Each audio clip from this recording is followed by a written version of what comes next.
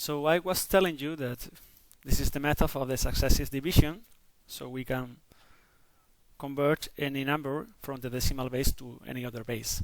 So we are going to divide the number by the base in successive operations, taking the quotients, and finally we are going to go through the number from the last quotient following this direction. So here the number is 1101, and we can check it in the Windows calculator. If we write in the decimal the 13 number, we can see that in binary is this number that is the same as the number that we obtained. So this is the method of the successive division. If you want to convert from decimal to any other kind, you have to change the 2 for the 8, for example, if it's the octal base. So you put in there, here in this operand, the base you want to convert to. Okay, so we continue, and now we are going to see binary arithmetic. I'm not going to spend a lot of times in the a lot of time here in the binary arithmetic, because it's exactly the same arithmetic we have learned in high school and in primary school. Well, not in high school, in primary school. The way we sum number is exactly the same. For example, I'm going to give you a quick example.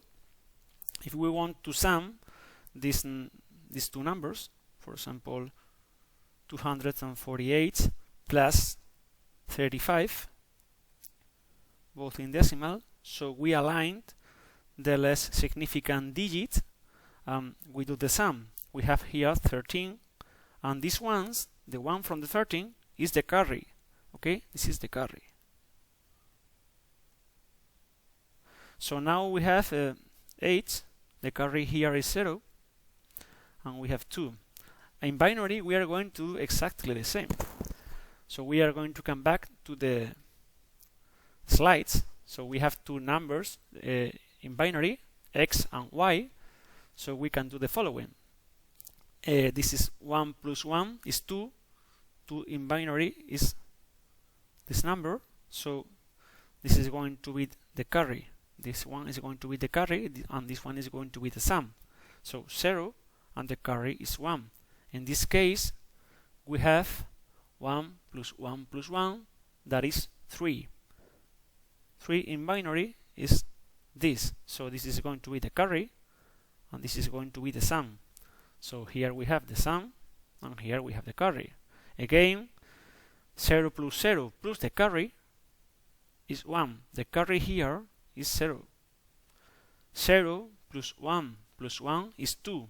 2 is 1 0 in binary. So the sum is 0 and the carry is 1. The carry in Spanish is the typical sumo dos números y me llevo una. It's exactly the same that we learned in primary school. So we are not going to spend a lot of time here. The subtraction is exactly the same, but we have borrows instead of carries. For example, a quick example, just to remind the subtraction. We have 30 minus 9. 0 is smaller than 9, so we have to consider 10. 10 minus 9 is 1, and the 1 from the 10 is going to be here, is a borrow. So 3 minus 1 is 2, okay? So now we have borrows instead of carries, but it's the same. So here in this example, 1 minus 1 is 0. 1 minus 1 minus the previous borrow is 0, okay? We can see this example. But for example here, 0 minus 1, 0 is 0 is smaller than 1. So 0 minus 1, we are going to consider not 0 but 2. So 2 minus 1 is 1, and this is going to be the borrow that is here, okay? It's exactly the same as with the decimal base, but for binary numbers. Tell me if you don't understand these operations, but you only need practice with zeros and ones, and carries and borrows, just in the same way that we know how to operate. The multiplication is exactly the same. We are going to align the least significant bits. So we are going to multiply the first bit for all this number, and we are going to put the result here. Now we are going to multiply the second bit for the whole number, and we are going to write here the second result, aligned in this way.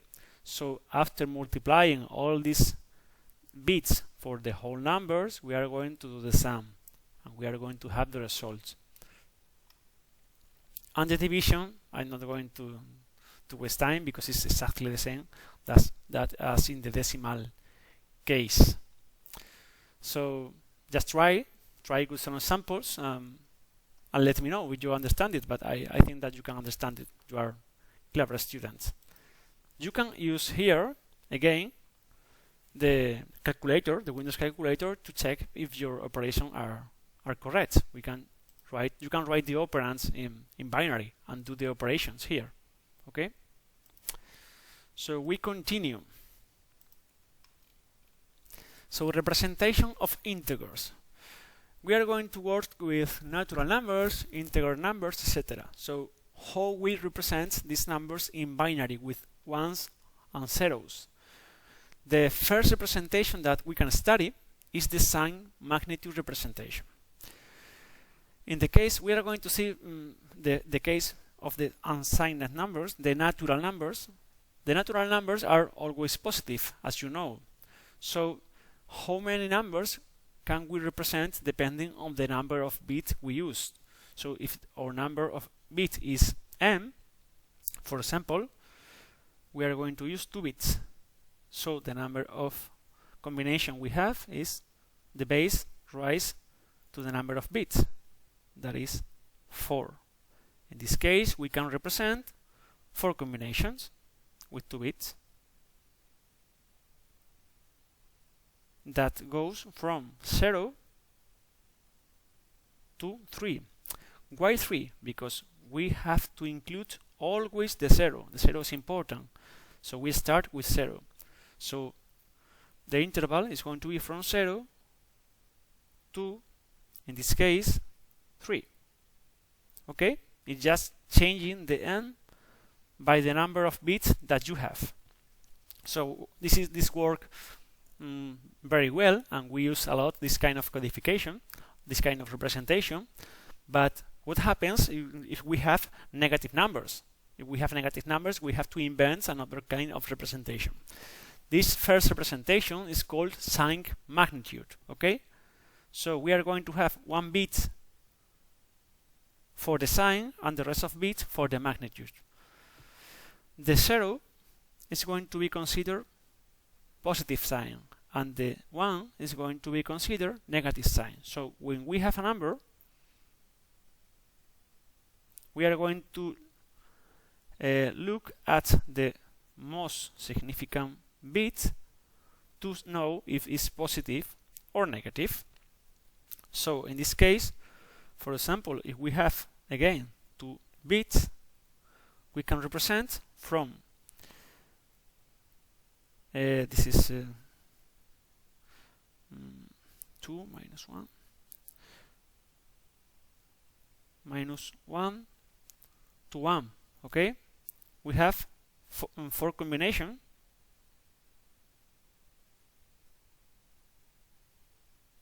with 2 bits, but the first 2 combinations are going to be positive because of the most significant bit, and the following combination are going to be negative. Look that we have the 0 twice. Okay, this is a waste because we are using 2 combinations for the 0, and the 0 is only one number.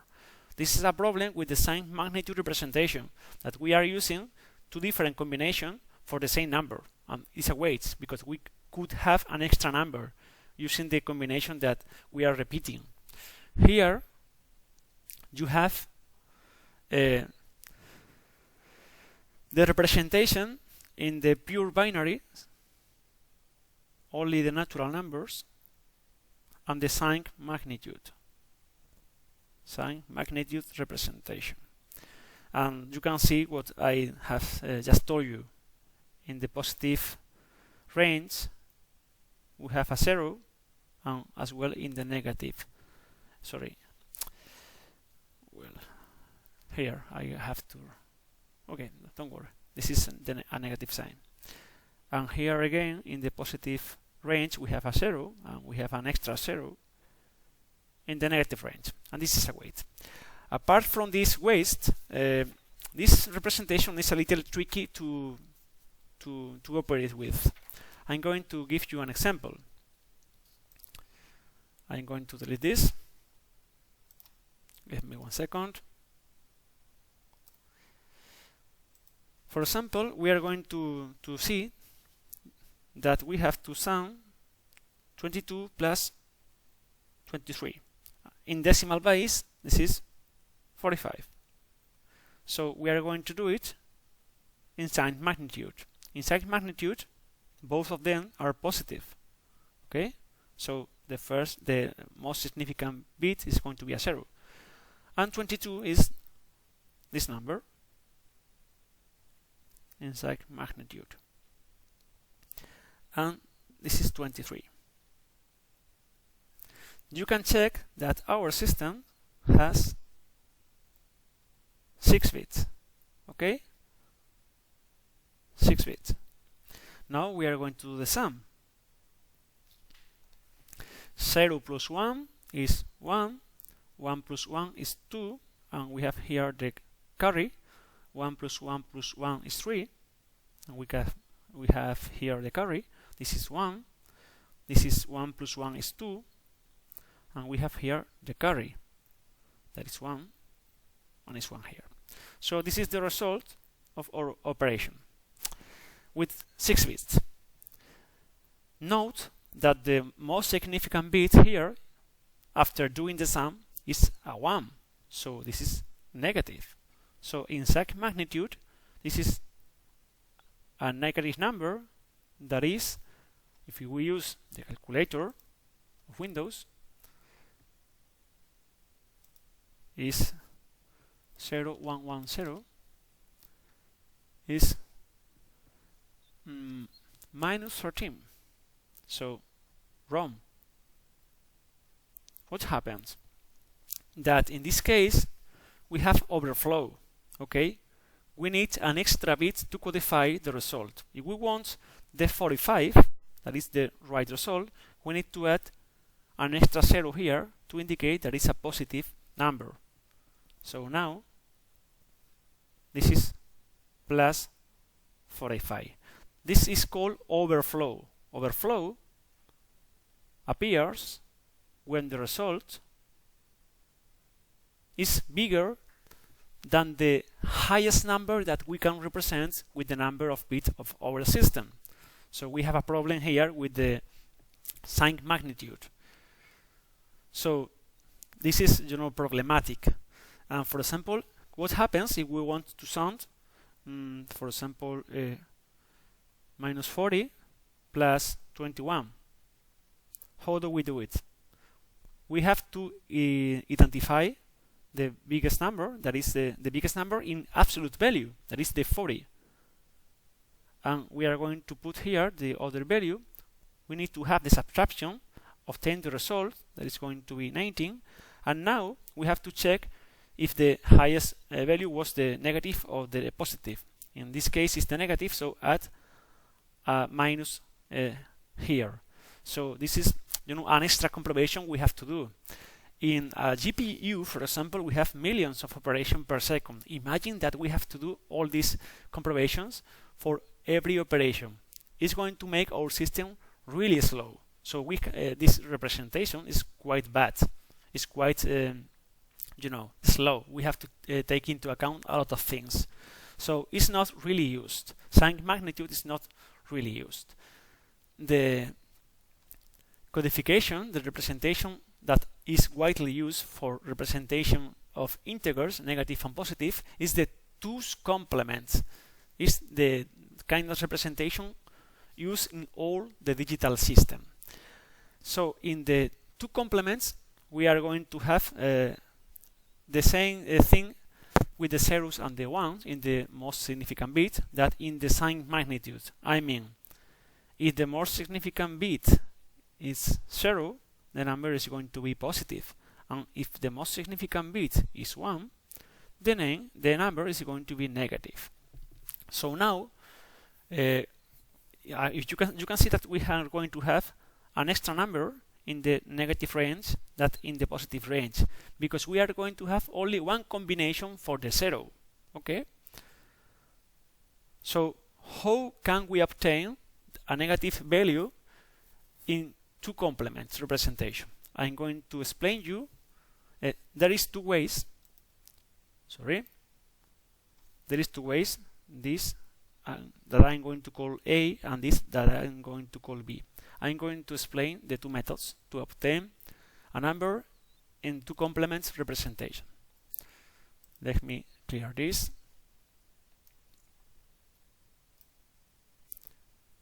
So, method A.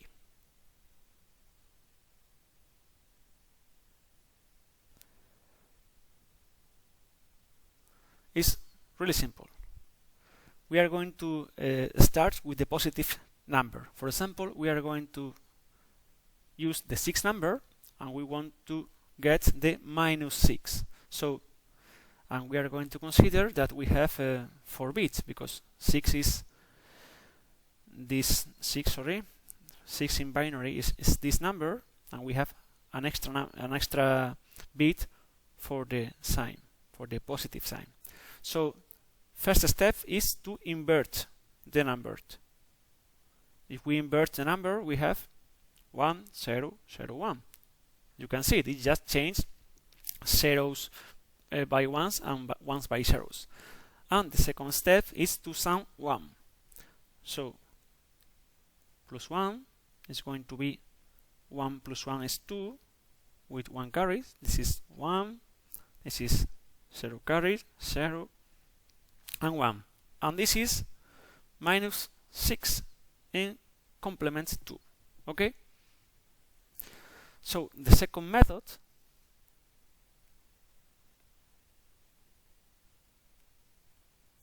B, is going to be the following. We start with the positive number, the +6. We are going to locate the first one starting by the left. So we start here and we locate the first one. We are going to copy exactly what we have below that one, okay? And from down that one to the right, we are going to invert the number. So this is the first one. We keep the same here, and now the rest is going to be inverted. And you can check that this is the -6 in two complements. So you can use the method you want.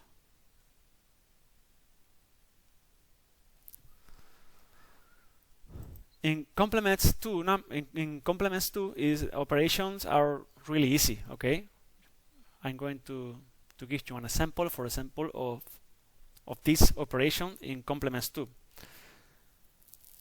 We don't have to check anything. We can sum directly the numbers. So we have 6 plus -5.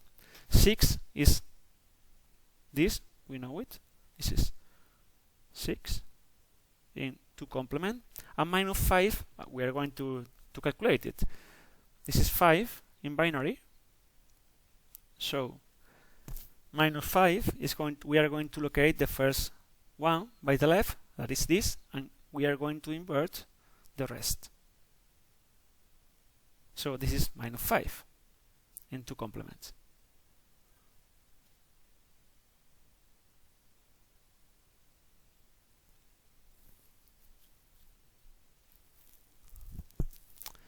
So now we do the sum. We have 4 bits. Okay, so 0 plus 1 is 1. 1 plus 1 is 2, and with 1 carry, 1 plus 1 is 2, with 1 carry, and 1 plus 1 is 2 with 1 carry. And this is number 1. So 6 minus 5 is number 1. You can check that is right. Yeah, and we have directly sum the number. Okay, we have sum these two numbers. And I haven't written this carry here because our system have 4 bits. Okay, we have to check if we have overflow here in order to take into account this number of knowing if this number is not wrong. To check if there is overflow or not, we have to compare the two last carries, okay, the generated carry and the received carry. If both carries are the same, there is no overflow. Okay, in this case we have 1 and 1, so there is no overflow and the number is right. Okay, if for example this carry was 0, that is not the case. The last two carries are not the same, and it means that we have overflow in the operation and we cannot consider it because our system is not enough to have so high numbers. So I hope that you have understood the two complements codification. So next thing that we are going to see is how to encode information using binary codes. But I think that the class has been long enough, so we are going to finish here, and we see you again next week in the Wednesday class. So just have a nice weekend and enjoy with your families. Bye.